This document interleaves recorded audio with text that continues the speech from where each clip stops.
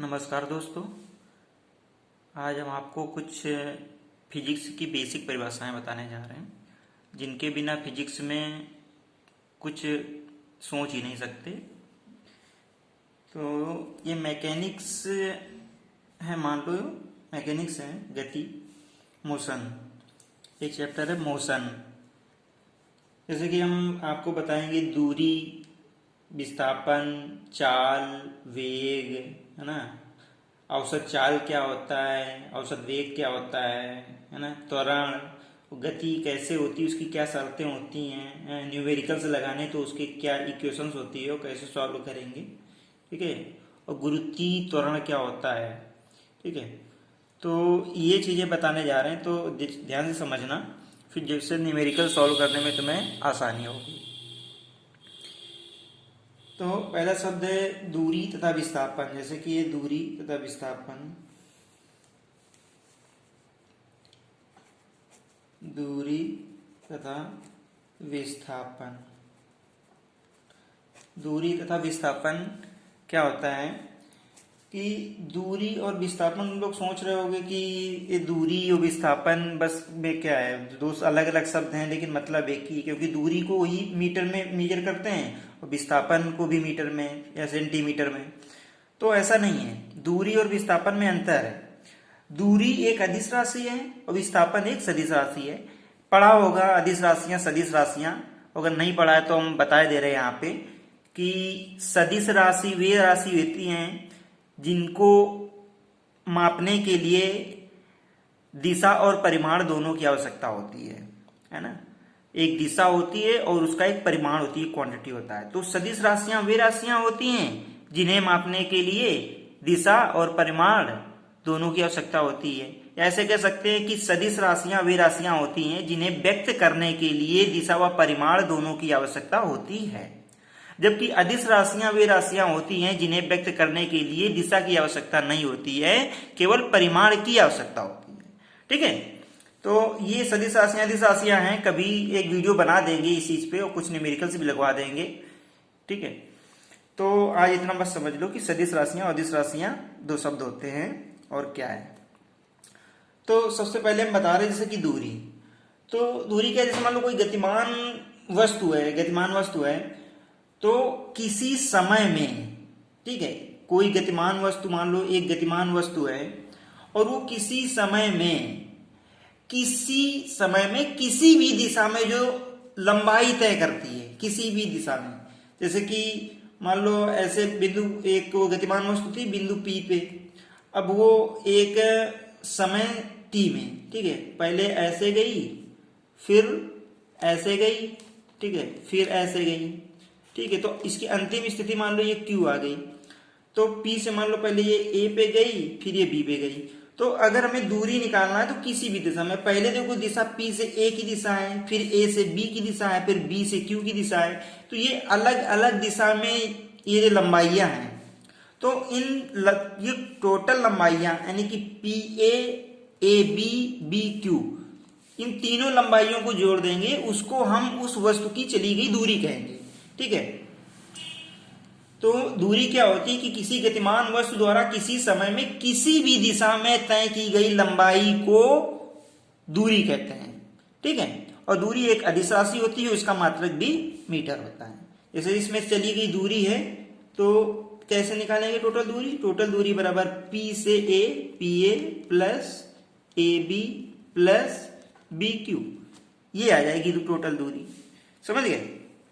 जबकि विस्थापन में क्या अंतर है, अब यहीं पे विस्थापन हम आपको बताते हैं, इसी चीज पे विस्थापन समझ लो। विस्थापन क्या है कि किसी गतिमान वस्तु द्वारा किसी दिशा में, किसी एक पार्टिकुलर दिशा में, इसमें था कि किसी भी दिशा में चली गई दूरी, उसमें है कि किसी समय में किसी दिशा में चली गई दूरी को विस्थापन कहेंगे, ठीक है। या ऐसे कहें कि किसी गतिमान वस्तु द्वारा चली गई दूरी, है ना, किसी गतिमान वस्तु द्वारा चली गई दूरी, न्यूनतम दूरी को विस्थापन कहते हैं, ये कह सकते हैं, ठीक है। विस्थापन में ये कह सकते हैं कि किसी गतिमान वस्तु द्वारा स्थान परिवर्तन को उस बिंदु का विस्थापन कहते हैं, ये भी कह सकते हैं। ठीक है, तो इसका जैसे विस्थापन क्या होगा, विस्थापन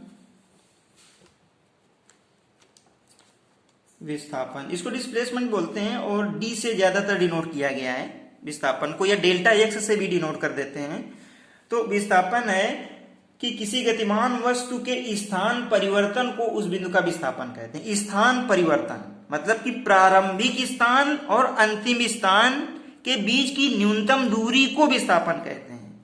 ठीक है, अब इसी में अगर देखा जाए तो कोई गतिमान वस्तु थी जो कि पी बिंदु पे थी, अब लास्ट में वे क्यू पॉइंट पे आ गई, तो पी और क्यू के बीच की न्यूनतम दूरी को हम उसका विस्थापन डी कहेंगे।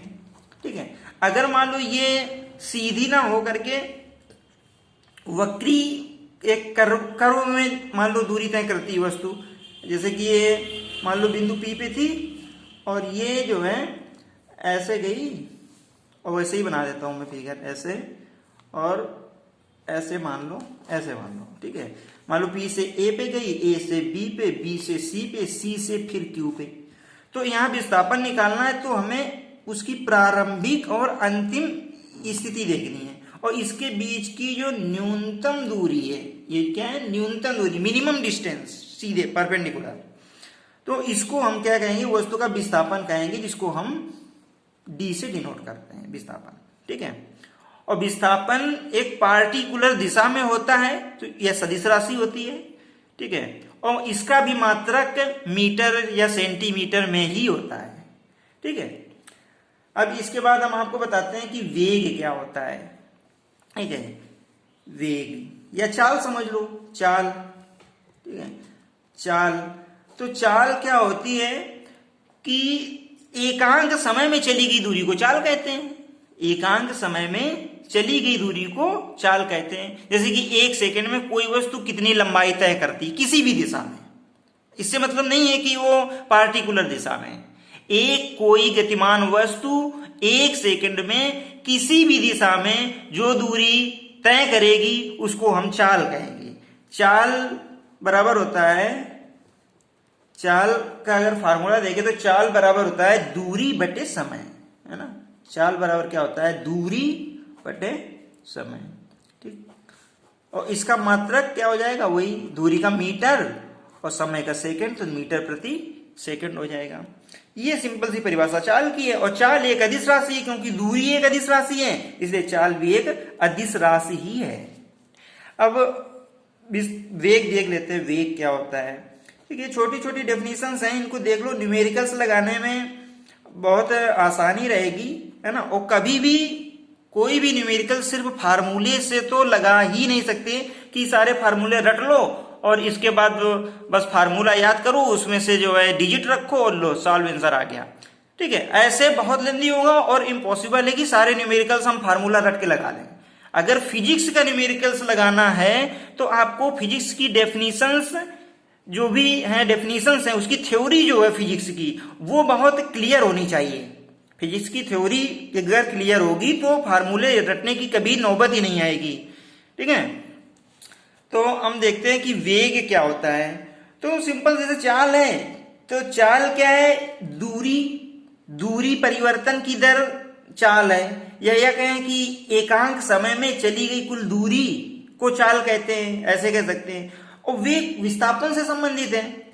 वेग क्या है, किसी गतिशील वस्तु द्वारा एकांक समय में, है ना, तय किए गए विस्थापन को वेग कहते हैं। या यूं कह सकते हैं कि किसी गतिशील वस्तु द्वारा विस्थापन परिवर्तन की दर, किसी गतिशील वस्तु द्वारा विस्थापन परिवर्तन की दर को वेग कहते हैं। विस्थापन परिवर्तन की दर को वेग कहते हैं, यानी कि वेग बराबर विस्थापन परिवर्तन बटे समयांतराल।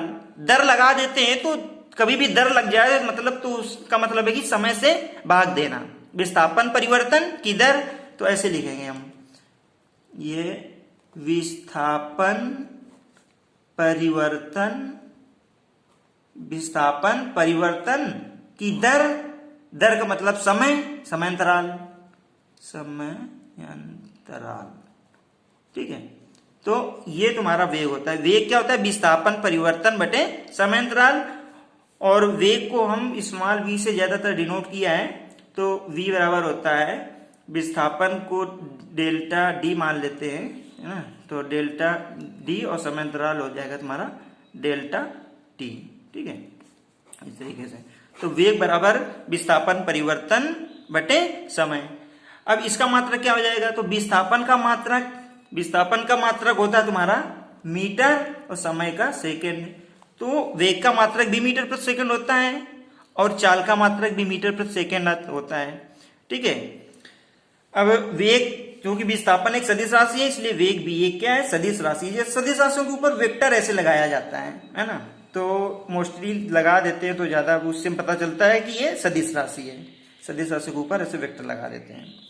तो वेग क्या होता है? विस्थापन परिवर्तन की दर को वेग कहते हैं। इसका मात्रक मीटर प्रति सेकंड होता है, यह एक सदिश राशि है।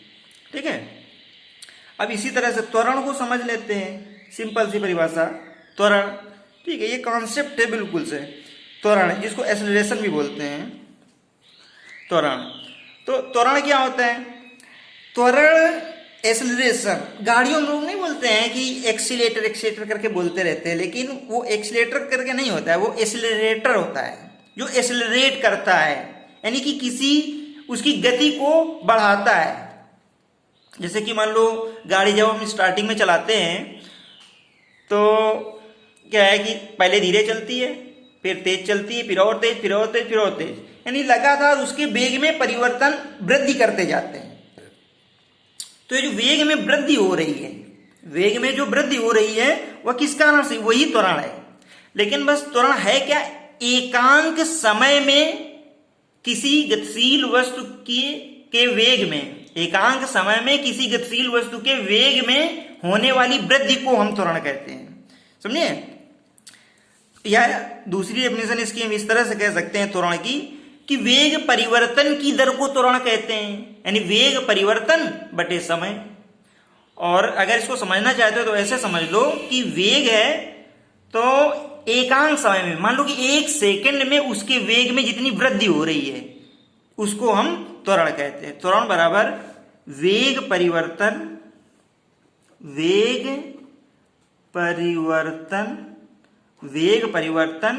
की दर, तो वेग परिवर्तन बटे समयांतराल।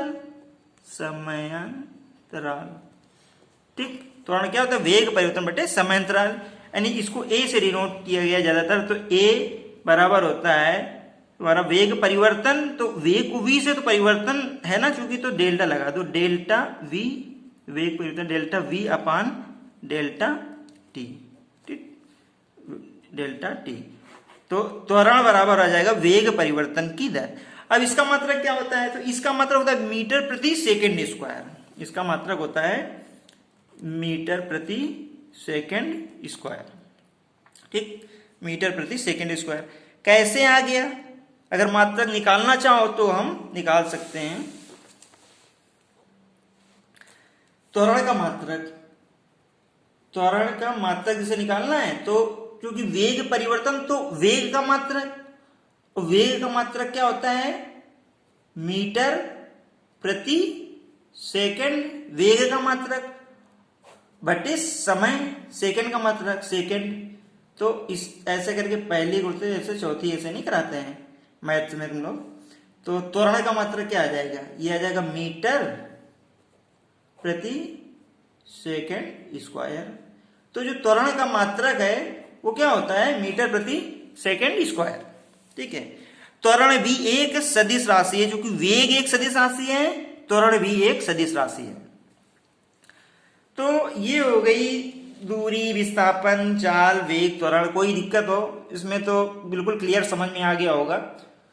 ठीक है, अब जैसे कभी कभी शब्द आ जाता है कि औसत चाल, औसत वेग, तो यहां पे औसत लग गया कि एक एवरेज वैल्यू है ना, एक एवरेज वैल्यू।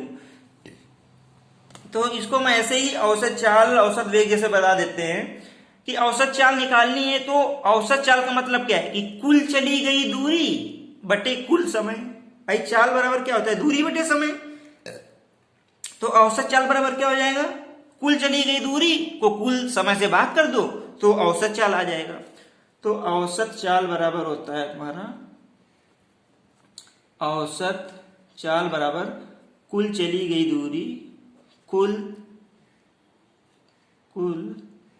तय की गई दूरी, ठीक है, बटे कुल लगा समय, ठीक है। कभी भी हम न्यूमेरिकल्स में औसत चाल निकालेंगे तो ऐसे निकालेंगे कि कुल दूरी कितनी तय की है और कुल कितना समय लगा है, फिर कुल दूरी में से कुल समय से भाग कर देंगे तो उसकी औसत चाल आ जाएगी, ठीक है। कोई दिक्कत, मात्रक वही होगा मीटर प्रति सेकेंड, ठीक, औसत चाल। और औसत वेग क्या होता है किसी चीज का, औसत वेग। तो औसत वेग भी वैसे ही, औसत वेग में क्या हो जाएगा कि कुल इसका वेग जोड़ देंगे हर दिशा में, ठीक है। कुल वेग कितना है और कुल समय कितना है, तो वहां से औसत वेग आ जाएगा, ठीक है। तो एकांक समय में तय किए गए कुल विस्थापन को वस्तु का औसत वेग कहते हैं, या ये भी कह सकते हैं। तो औसत वेग बराबर कुल विस्थापन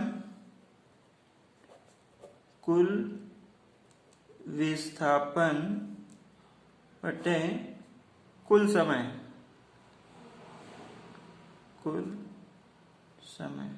ठीक।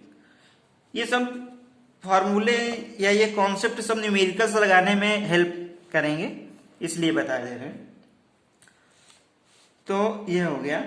अब कुछ हम इक्वेशंस बता देते हैं जिससे न्यूमेरिकल्स जिससे लगाएंगे, है ना। गति के फार्मूले क्या होते हैं, हालांकि उसका 9th से ही और इसके पहले से ही उसका डेरिवेशंस लोगों ने पढ़ा हुआ है ना।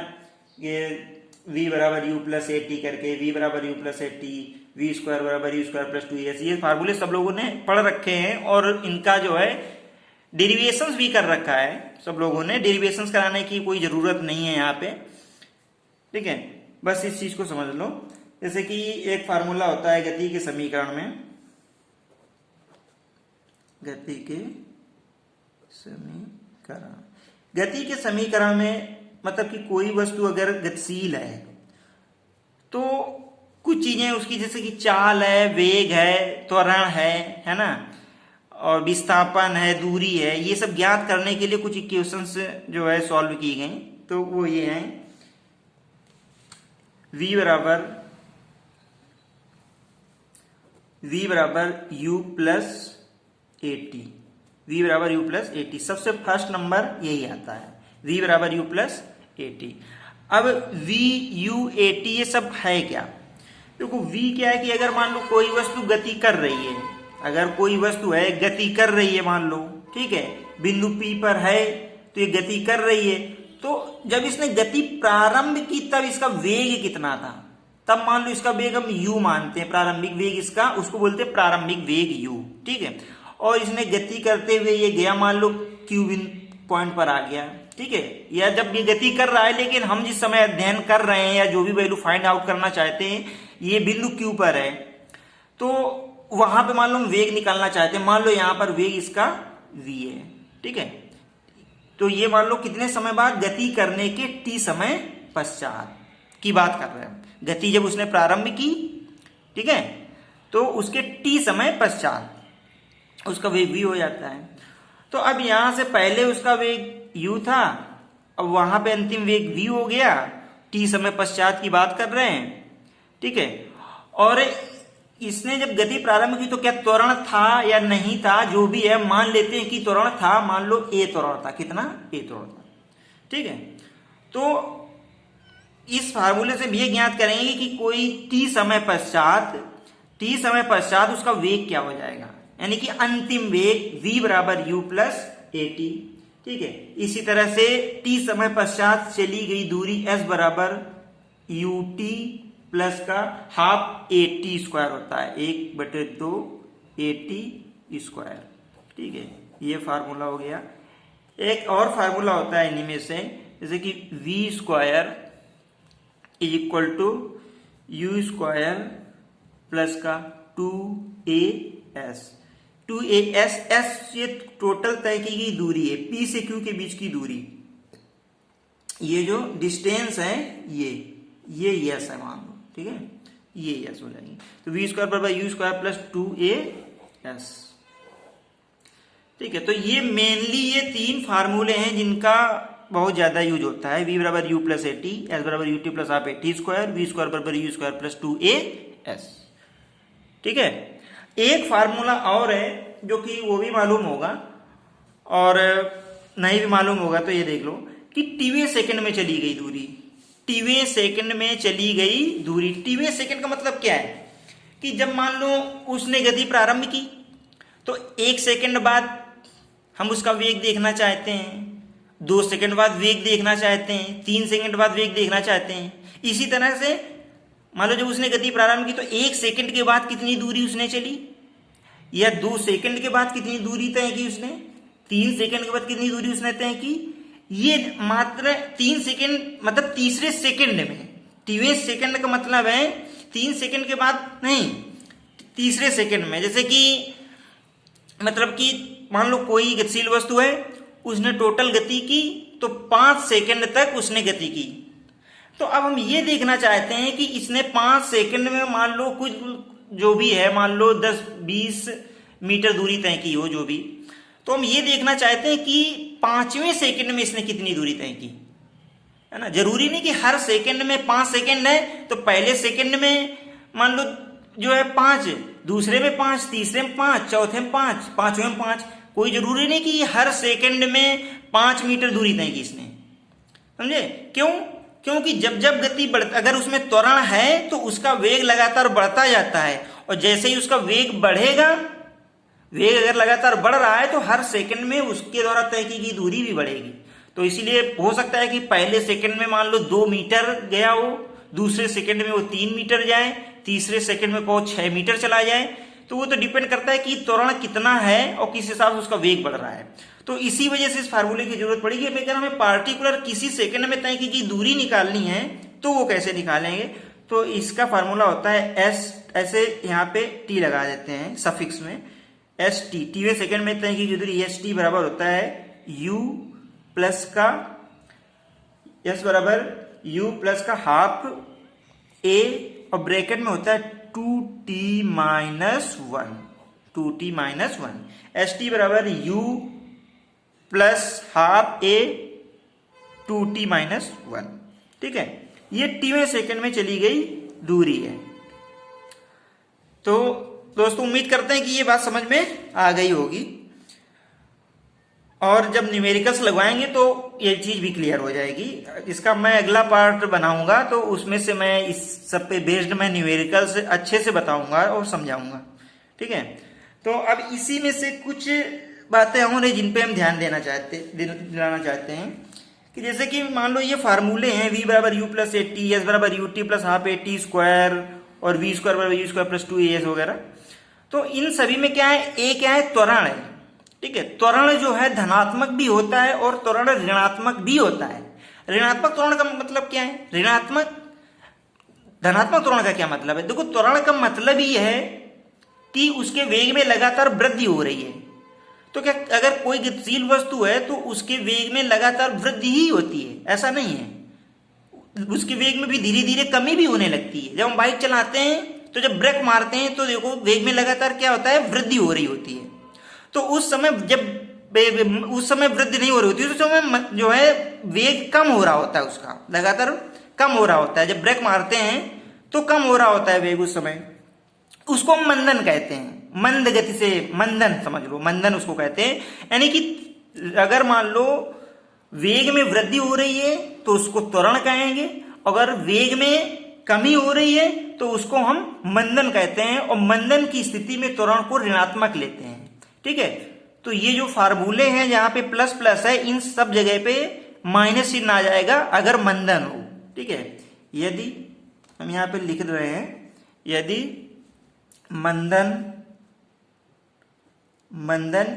या ब्रैकेट में लिख दे रहे ऋणात्मक त्वरण हो, ठीक है, ऋणात्मक त्वरण हो, तो अगर ऋणात्मक त्वरण है, मंदन है, तो ये फार्मूले क्या होते हैं, कन्वर्ट हो जाते हैं। तो यही फार्मूले हो जाते हैं तुम्हारे v बराबर u माइनस का 80 हो जाएगा, s बराबर ut माइनस का हाफ 80 स्क्वायर हो जाएगा, ठीक है। और v स्क्वायर बराबर u स्क्वायर माइनस का 2as, ये हो जाएंगे, समझ गए। और ये टीवें सेकेंड में चली गई दूरी, एस टी बराबर भी एस टी बराबर यू माइनस का, ये भी माइनस में हो जाएगा, माइनस का हाफ ए और ब्रैकेट में 2t माइनस 1, ये भी हो जाएगा। तो ये फार्मूले मंदन की स्थिति में इन फार्मूलों में माइनस चिन्ह आ जाता है, ठीक है। तो ये बात मेरे ख्याल से सबको समझ में आ गई होगी। अब एक चीज, एक शब्द हम और कहने जा रहे हैं, गुरुत्वाकर्षण या गुरुत्वीय त्वरण, ठीक है, गुरुत्वाकर्षण या गुरुत्वीय त्वरण। तो ये जो गति थी, ये मैंने हॉरिजेंटल गति थी, कैसी हॉरिजेंटल, पृथ्वी पे चल रहे हैं, पृथ्वी पे चल रहे हैं, हॉरिजेंटल गति थी, ठीक है। अब अगर हम क्या करें, वर्टिकल गति क्या नहीं हो सकती, वर्टिकल, पृथ्वी के ऊपर जा रहे हैं या फिर पृथ्वी के ऊपर से पृथ्वी में नीचे आ रहे हैं, मतलब कोई पत्थर है तो या तो उछाले वो ऊपर जाए या छत से कोई पत्थर फेंके तो वो नीचे आए, तो ये वर्टिकल गति हो जाती है, समझ गए। तो इनमें दोनों में डिफरेंस कुछ भी नहीं है, हॉरिजेंटल हो या वर्टिकल हो, बस दिक्कत ये है सिर्फ त्वरण की। त्वरण हॉरिजेंटल में भी त्वरण होगा और वर्टिकल में भी त्वरण होगा, लेकिन जो वर्टिकल जो ऊर्ध्वाधर गतियां होती हैं उनका त्वरण हमें पहले से मालूम है, उनका त्वरण हमें पहले से मालूम है। उनमें जो है जी गुरुत्वाकर्षण के अधीन जो गति होती है उसमें जी गुरुत्वीय त्वरण 9.8 मीटर प्रति सेकेंड स्क्वायर कार्य करता है, ठीक है। तो जो ऊर्ध्वाधर ऊपर की ओर गतियां होती हैं तो उनमें त्वरण की जगह पे हमेशा जी रखते हैं, जी, और जी की वैल्यू 9.8 मीटर प्रति सेकेंड स्क्वायर होती है। तो अगर ऊर्ध्वाधर गति हो रही है तो उन्हीं फार्मूलों में ए की जगह पे क्या आ जाएगा, जी आ जाएगा। जैसे कि v बराबर यू प्लस जी टी ऊर्ध्वाधर गति के लिए, ऊर्ध्वाधर गति के लिए, ठीक है, ऊर्ध्वाधर गति के लिए, ठीक है। जब क्या है कि जब वस्तु ऊपर से नीचे आ रही हो, ऊपर से नीचे आ रही हो, जब वस्तु ऊपर से नीचे आ रही हो, मतलब ऊपर से नीचे, मतलब कि हम छत से पत्थर फेंके और वो नीचे आए, उस स्थिति में, ठीक है, तो उस स्थिति में त्वरण कार्य करता है, उसका वेग बढ़ता जाता है, ठीक है, उसका वेग बढ़ता जाता है। तो उस स्थिति में धनात्मक फार्मूले होंगे सारे, है ना।